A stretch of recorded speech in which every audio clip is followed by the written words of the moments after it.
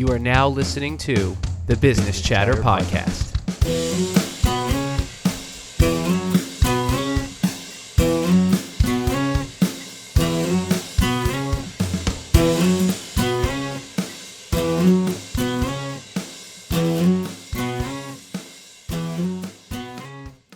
All right.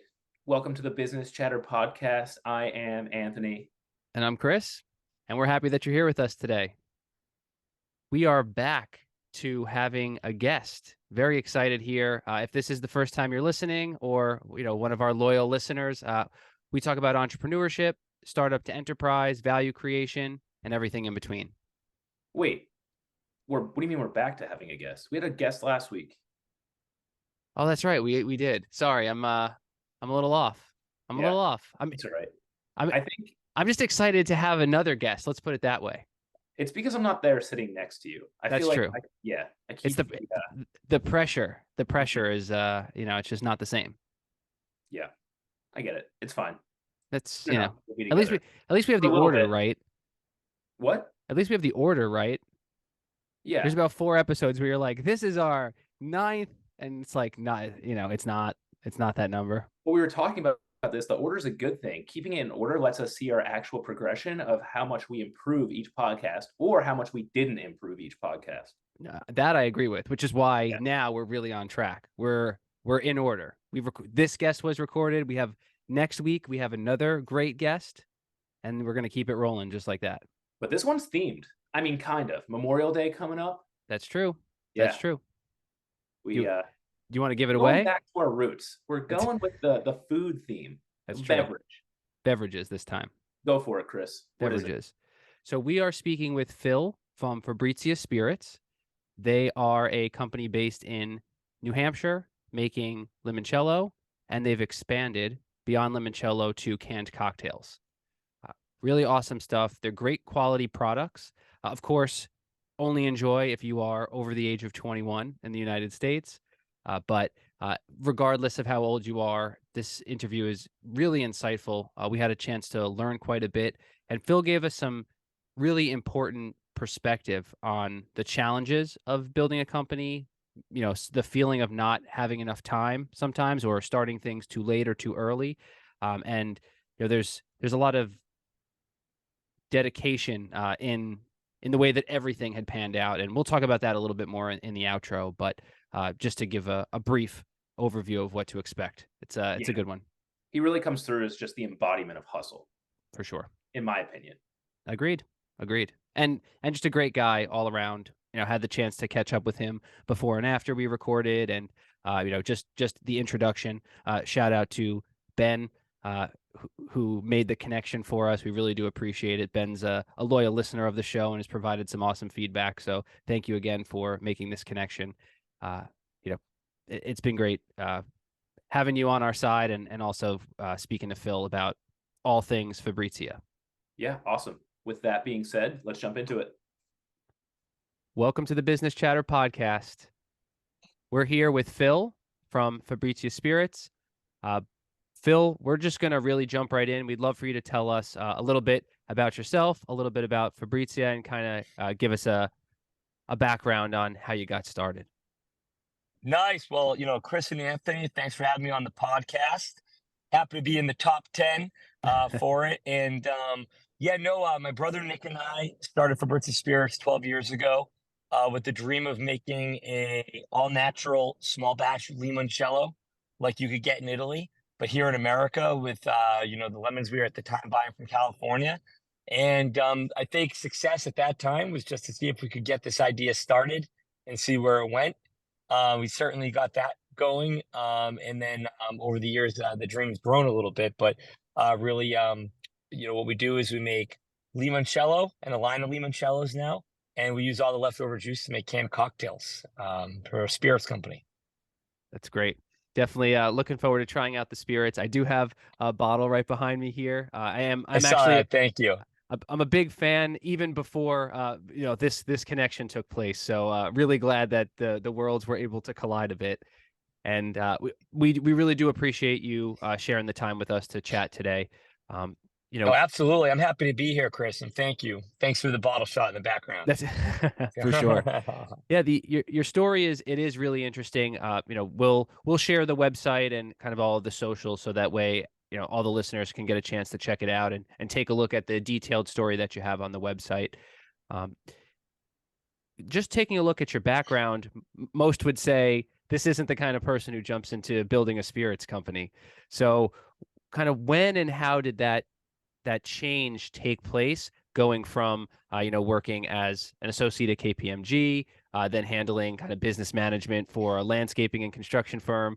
You know, I know you mentioned that you were building it on the side, but can you go into a little bit more detail as to kind of when and how that became, this is going to be more than just something that we're working on the side? Yeah, well, and I think, this is exciting to be able to answer this question because a lot of this is, I just turned 40. I started Fabrizia when I was 26. And, it brings back to, like, you said, like, how did you go into being in a spirits company? And at the time when I was 25, 26, when we started Fabrizia, I was just really trying to figure out what I wanted to do with my life. What did I want my life to look like? And I think that resonates with a lot of entrepreneurs, whether Sure. they're in their 20s, 30s, 40s, 50s, 60s. Just sometimes um, entrepreneurs really that love what they do. It might not have to do with how I'm going to make a ton of money. It might just be like, look, with my life, uh, you know, how can I do what I want to do with my life? And it's completely separate from making money or having success. It's just like how you want to spend your time. Sure. And at the time, I was an accountant. I was a CPA. I was working for a large accounting firm, and I loved life, but I wasn't necessarily happy with my job. And I was finding all these different ways to get through the day and enjoy my job. Like I was bringing, as I got into cooking, and I was bringing these like large, huge, like 3-course lunches in, obviously Italian food, and I was like would wait to enjoy this really great lunch that I made, whatever it might have been, and I got really into Italy and making homemade wine and all these hobbies, and one of the hobbies was making limoncello. And I have I'm not a great uncle. I have an uncle, Uncle Joe, who's over my parents' house visiting. I was, sleeping in my parents. I was living in my parents' basement a few years out of college as an accountant, and he had some of this homemade limoncello. And he looked up. He goes, "Phil, this is what you should be doing." And I literally said, "Uncle Joe, that would never work." And I walked downstairs and into my parents' basement, went to bed. And that night I can sort of remember like it was yesterday. I couldn't sleep. I was thinking about it, and I'd be like, "Oh well, probably wouldn't work for this reason." But then I'd think about it a little more, and I'm like, "Wait a minute, I guess that would we could figure that out." And by the next morning, I was convinced that we could make a limoncello that was better than most of the junk that's imported from Italy, because Italy makes great limoncello, first of all.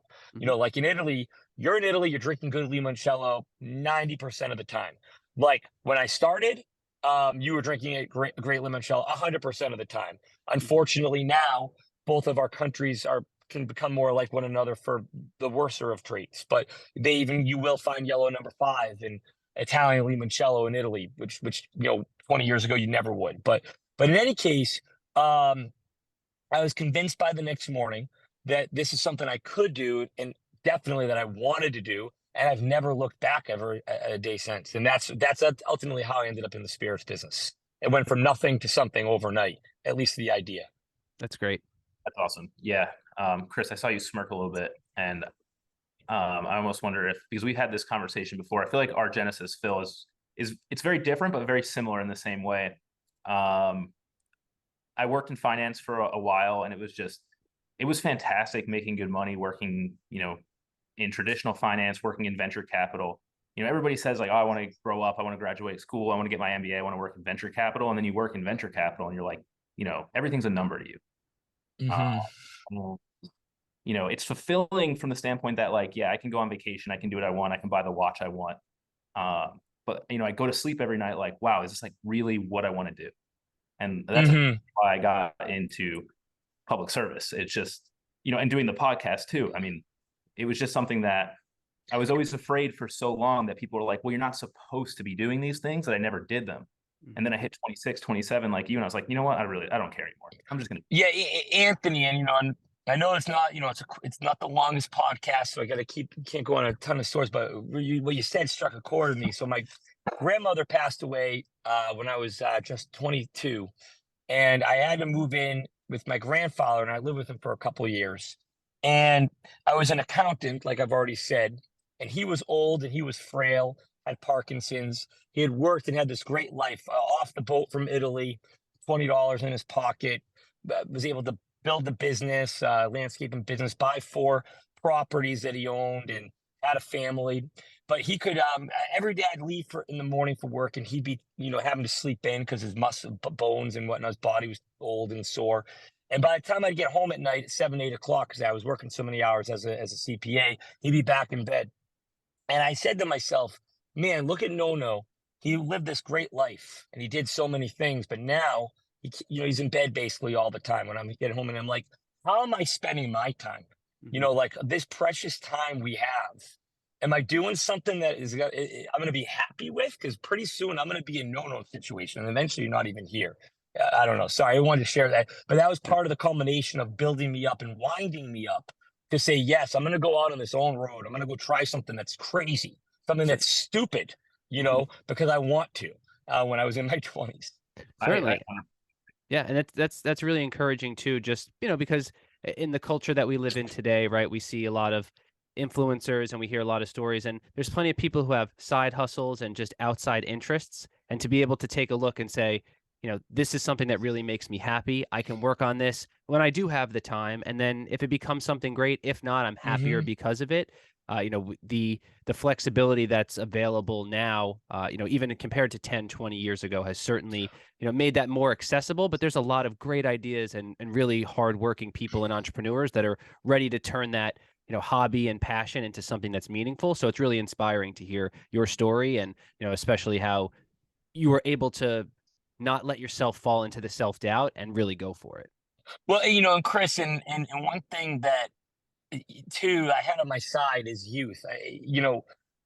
In the ability to fail, because I remember saying I cashed in my very little 401k from that accounting firm. I had a few $1,000s, and I ran up a tab on credit cards to start Fabrizia. But I was 26. I had a girlfriend that I barely got along with at the time. I didn't have any kids. I had nothing to lose. So my whole mind was like, listen, maybe I go into debt and it doesn't work out and I got to start over and I'll go back to being an accountant. I have to say now, as a father of 3 children, that I don't think I would start Fabrizia now, and so really, as you get older, based on the other responsibilities in your life, the risk is harder at starting a business. But when you're young, you don't have a lot of risks, so it is too bad that a lot of people say, no, I can't do that because if I fail now, I'll miss out on 3 years with the venture capital company and I could have been a director. No, like when you're young, that is the best time to try it. Is the best time to try it. Absolutely. You get older, you should try it too, because once again, it might be a great idea, but the risks are higher. Sure. Totally. Before we move on to the next section, I'll just echo that fail when you're young, because when you do have a wife and you have kids, you're not going to have as much opportunity to fail, like you said, or it gets a lot more difficult. Even me, like I graduated school a little bit late. I took a few years off. I worked. I went back to school, finished school, and you know what? If I went back to school or I tried to go back to school 5, 6 years later, I might not have been able to do it. And it's just like starting your own organization. Or realistically, you just if you have real responsibilities, you just got to raise money. And maybe you don't own the whole pie. You just got to make sure that, you start off on the right foot. So but I'm getting us off topic. Speaking of raising money, get us back on. You didn't get us off topic here. So I think we're going to go into funding and financial backing. So what a lot of entrepreneurs want to know is, how does a successful entrepreneur start their business financially? I know you said you bootstrapped it. You took out credit card debt to some extent. You cashed in your 401k. As the business has grown, how has that funding capacity grown for you guys?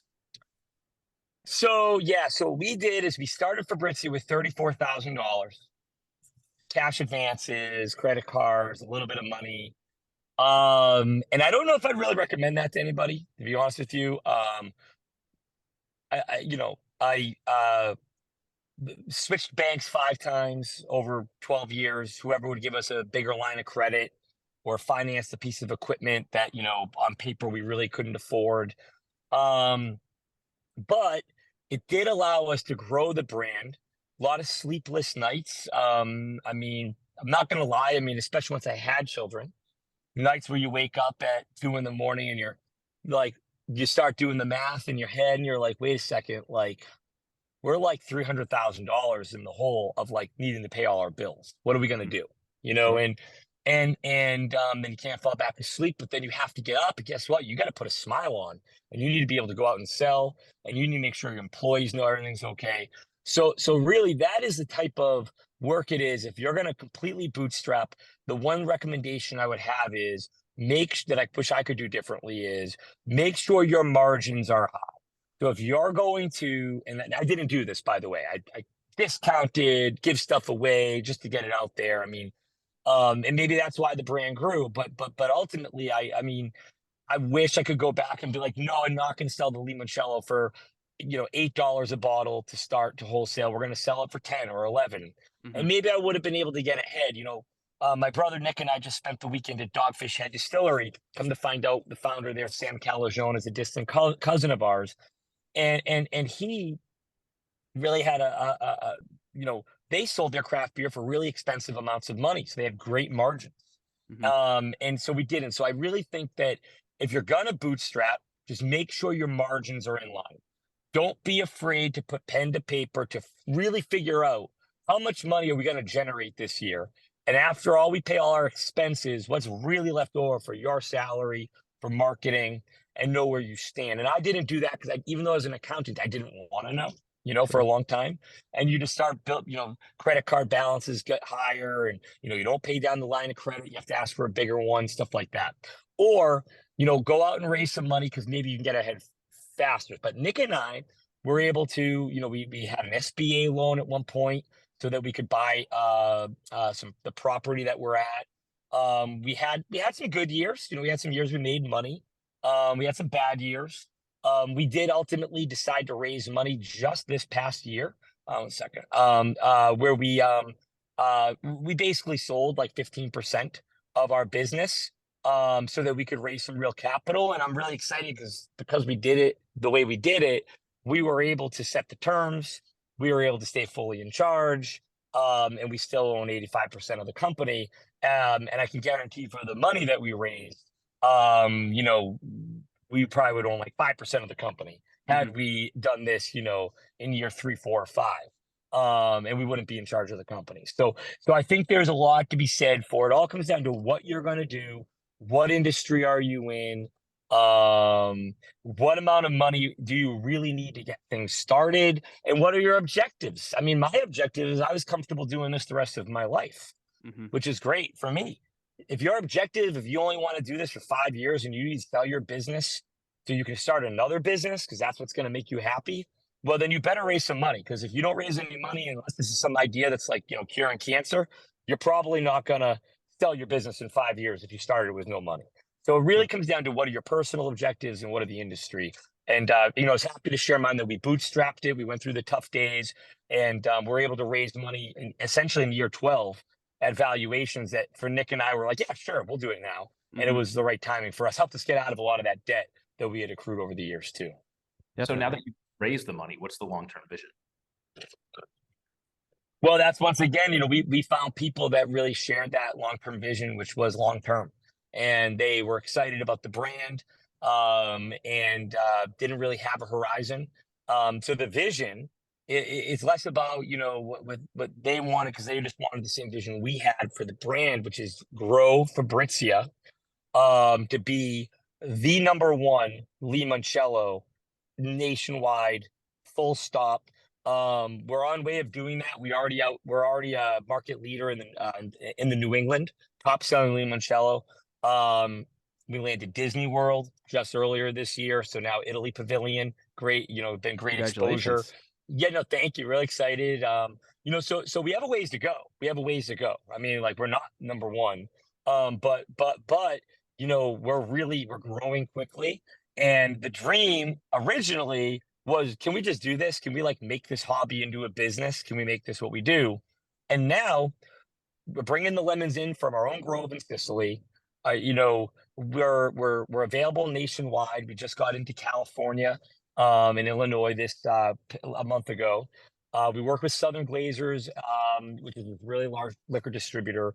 So now it's like, okay, for the next 10 years, we want to focus on becoming the best selling limoncello that we could be. That's really the new goal. Now that we raised a little bit of money.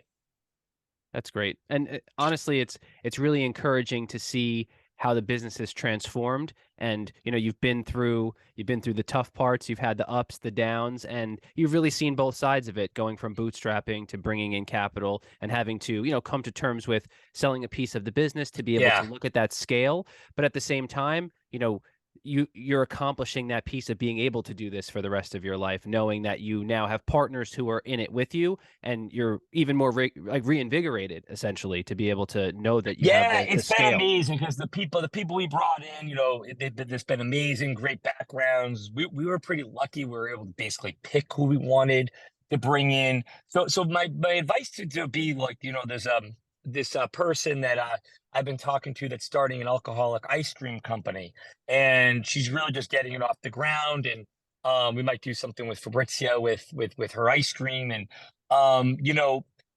just be careful that if you're starting to raise money and the business is little, and you're talking about someone that's going to own 20% of the company or 30% of the company, or God forsake 51% of the company, you really really really got to be careful that you set the operating agreement with them, that you as the founder, that you as the one that is going to be the energizer bunny are running the show.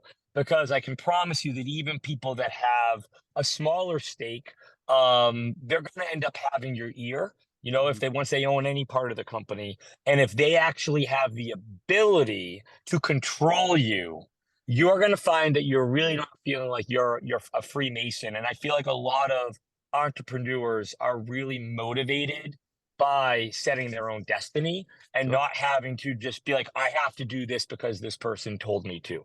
Once you get into that scenario as a true entrepreneur, you basically probably don't even want to do it anymore.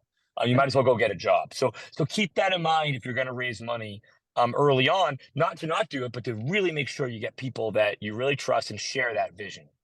definitely. And that, again, really insightful. It's super valuable because, when you do think of entrepreneurship, it is not having a boss, right? Being your own boss. And Hmm. sometimes you get stuck in a situation where you no longer get to be that, and you're still working on something that you have such passion for, but you're not able to approach it in a way that, it satisfies what your initial goal was to begin with. Yeah, you're So, right. a- Exactly, Chris. and, Yes. and everything you touched on Or really. especially if you're tracking down an idea that you don't like because you have to. Right. Sure. Yeah. Exactly. Yeah. Even worse. Yeah. Yeah. Exactly. Yeah. And there's a point that we touched on in the most recent episode, which came out, Wednesday the 10th. Just a quick mention there, but where no path is the same, and it's very interesting because if every founder that we've spoken to, their path has been so vastly different, and there's certain beats and there's certain pieces that are obviously very similar, but no one finds it exactly the same way. And it's, Hmm. it is very interesting. And it's also enlightening to be able to hear that, because it can be discouraging. You look on Instagram, you read these stories, and it seems like everyone has this cookie cutter path. And that's certainly not the case. So thank you for Yep. bringing that to light. Exactly. One thing I wanted to touch on in terms of growing and scaling the business, with these opportunities that you mentioned, and you mentioned Dogfish Head. I saw recently that there's a collaboration that you did with them, right? Yeah, yeah, that's why we were down there. We were Okay. down there. They're like they have a big like a brewery weekend, and so we went down there to like show off this collaboration. Nice. Yeah. So that's we'll post that as well. We'll include that because that's very interesting. Well, I and saw I and, saw that on and, and LinkedIn. actually, and I have to say, so we spent essentially the entire weekend with Sam Calagione, who founded with his wife Mariah Dogfish Head, and this guy is now on the board of directors of Boston Beer. Boston Beer acquired them; they merged with Sam Adams, Hmm. and this guy is so down to earth, loves what he does. He's now, oh, sorry, someone's calling me. He is, now part of this massive multi-billion-dollar organization. But when you see him, he is just Sam, Hmm.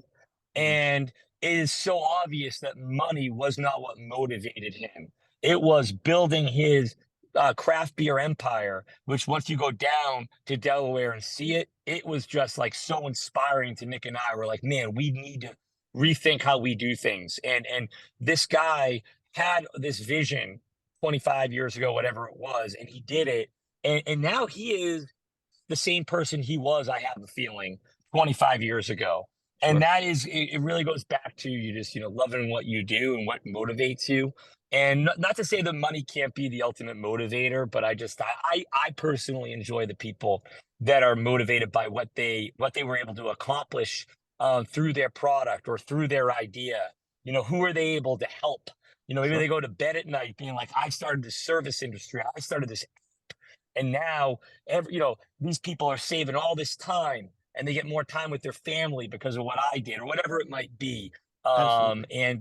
So we were really inspired by the time we spent with him, just seeing that the success totally didn't go to this guy's head. He's the same person. He just completed his mission of creating a great craft beer. Absolutely. Absolutely. Mhm. Awesome. So in sake of time, we usually like to wrap the episodes up by talking about two quick topics. So first we talk about challenges, then we talk about successes. So I know you briefly touched on challenges in terms of starting up. But do you have anything else that, you want to explore with us, talking about challenges you guys have encountered at any point in the journey?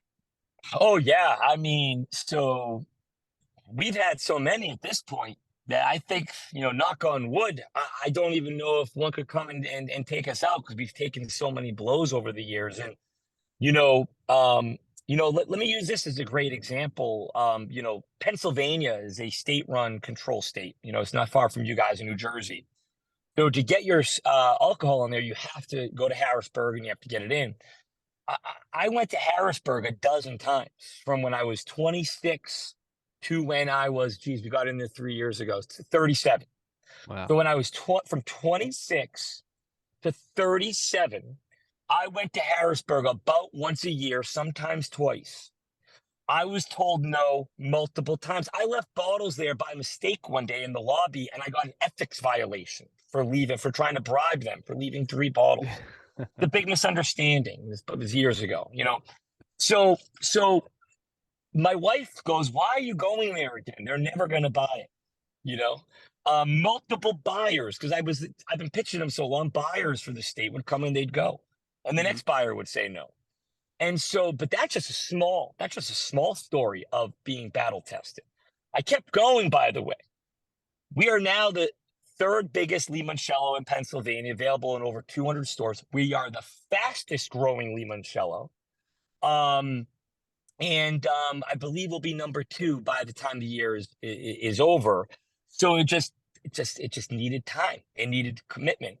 But the most challenging of our experiences, my brother and I faced, is we were they changed the taxes system for craft beverages about 3 or 4 years ago. But before that, every bottle of limoncello we'd sell, we'd have to pay $1.50 to the federal government. You have to pay it 15 days after you sell it, even though we usually get paid 30 to 60 days after we sell our stuff. We ended up being behind about $100,000 to the feds. We were about 6 months behind, and we found out we were being audited. And when we got audited, because we never had been audited by the federal government before, it's called the TTB. We knew we were in for a list of fines and problems and whatnot. And in the end, they're like, look, we knew coming into this, you owed us $100,000. They found like $30,000 more stuff. And then they tacked on about $70,000 or $80,000 of penalties and interest. And this audit, by the way, was just all encumbering, taking up all of my time. Now, during the audit, we had also ran out of space because we were starting to make our ready-to-drink canned cocktails, which, Whole Foods, by the way, just picked up nationwide, and it's been a growing item. But before all of this, it was just like a brand new item for us. We had sold 1,000 cases of them when we first came out with them in a few days, and we wanted to make it a bigger thing the next year, but we needed more space because we were in the original 1,800 square feet. So we got an SBA loan. I don't even know how we got qualified for this loan.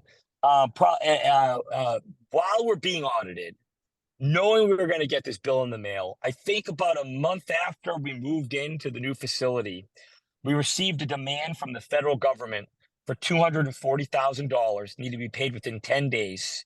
And yep. And you know, and we had just moved into this new building that we couldn't afford. And my brother said, Phil, he goes, you need to just go out and sell. I'm gonna move all the stuff in because we were expanding, basically knock down a wall. So I'm gonna move all the equipment, I'll move the tanks. I'll figure this out. Just don't even worry about this. Go out and sell. And that's like that's basically the partnership, the bond that Nick and I have. And we did that, and we worked it out with the federal government, and you know, like it all worked out. It was all okay, but there was a lot of, you know, but it wasn't going to be okay.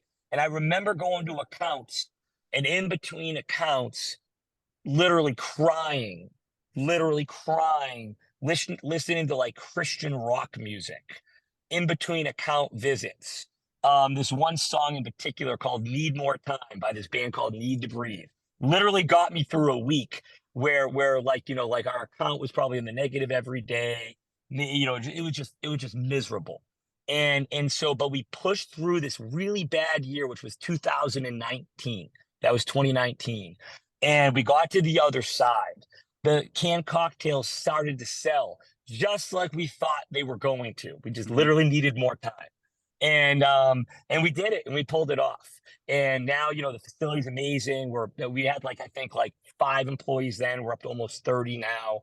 Great. But that was, you know, that belief in ourselves that we just couldn't fail. We weren't going to let ourselves fail. My brother's like, I'll figure this out. You go out and sell, you know, just doing whatever we needed to do to just push through that time. That was our toughest time. And, you know, I guess the only words I could say it boils down to is belief that it will work, and then having the resilience to push through, and then ultimately it working, which it had to, because we needed it to. Definitely. And you know, that also sounds like an incredible success, right? To be able to get through that, and like you said, the resiliency, the optimism, which I'm sure wavers at times, of course, right? When things get really tough, but you know, the ability to every day is a new day and dig in and have a great team, which is something that Anthony and I talk about pretty much every episode. The team matters so much. So, you know, that really, I wish we had more time. I could go on about that, because we have about half a dozen people at our company that without them, we wouldn't be here right now. You know, yeah, exactly. No, yeah. And, you know, hopefully this isn't the last time we speak, and we can revisit this and actually follow up later down the line, because I think, speaking for both of us, this has been extremely enlightening, and the insights that have come from here are, you know, Oh, well, going listen, to be I extremely had valuable. fun. I had too much fun. So some of these stories went a little too long, and I think we got to a quarter of the agenda. So look, I'm happy I was able to be one of the early members of Business Chatter Podcast. Please invite me back anytime, and we'll get through the rest of the agenda. And I wish the both of you the best of luck in your new endeavor as well. Thank you so much. We really appreciate your time. Really appreciate All it. right, thanks a lot, guys. Thanks a lot. Have a good one. I'm going to do it. Don't do it. I'm going to do it. Don't do it. Anybody that's listened to the last episode knows Pretty good. This. What did we tell you? Listen, the little things don't bother me. Do it. Oh, so you say, but you made a whole thing out of it last time. There's bigger things in life to worry about, Chris. Your facial expression and hand gestures are the least of it. Yep. Well, we'll see. We got a lot more guests to come. All right.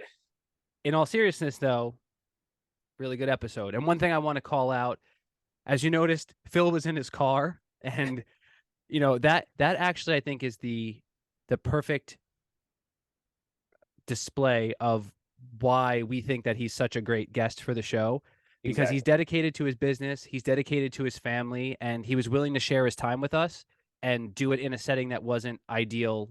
You know, that wasn't ideal. We already have him scheduled to come back for a follow-up down the line, where you'll get a chance to see him, you know, in his office in the headquarters. But I really think that epitomizes the life of an entrepreneur, and how you do need to be really flexible with the way things work, because it doesn't always go to plan.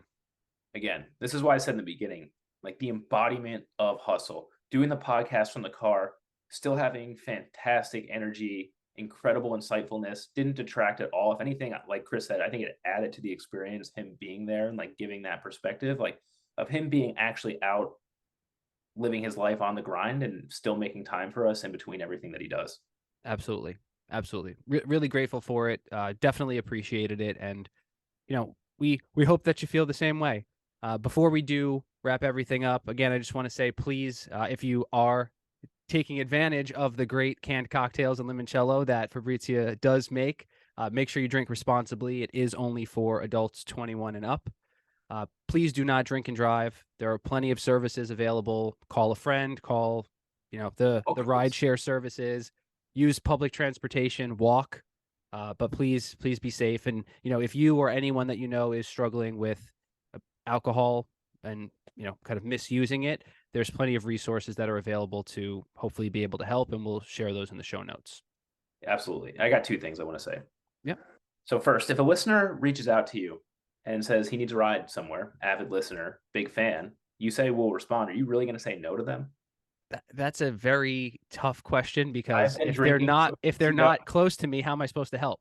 I've been drinking Fabrizia responsible. I'm an hour from you, Chris. I'm an avid listener. Can you please give me a ride home? I don't have enough money to get an Uber. You're You know really what? saying no to that guy. You're going to.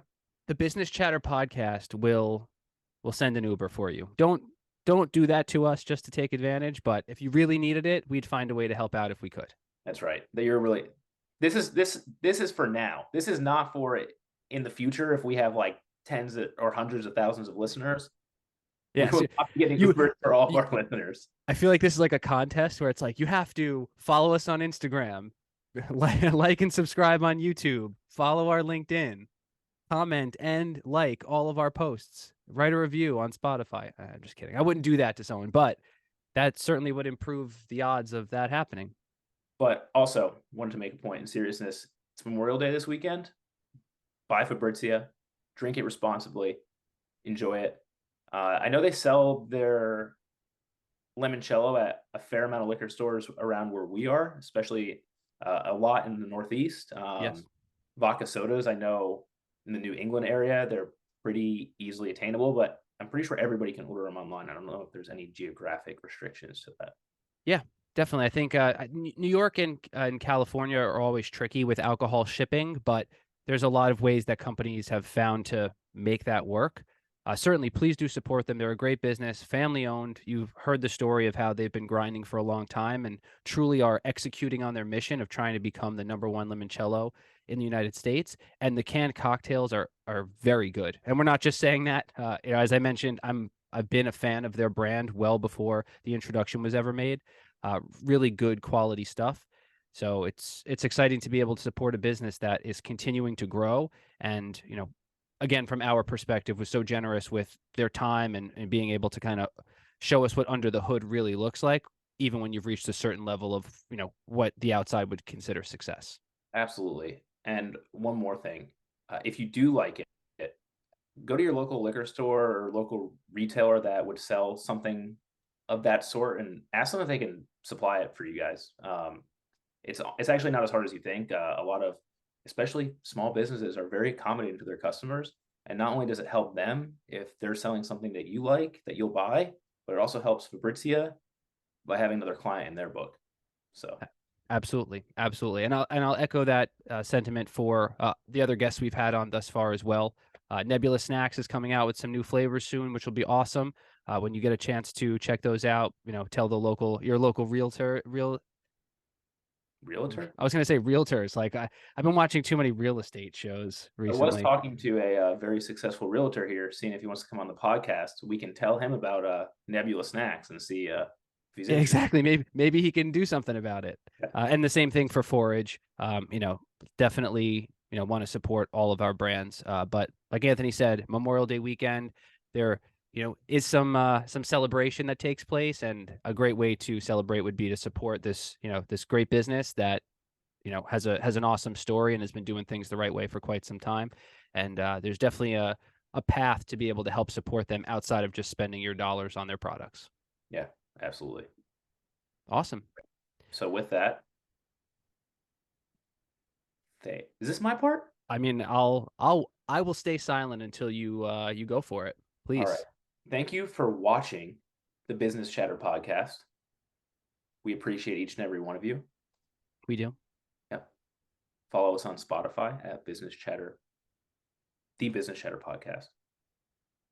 Follow us on Instagram at Business Chatter Pod, YouTube Business Chatter Pod. Email us host@businesschatterpod.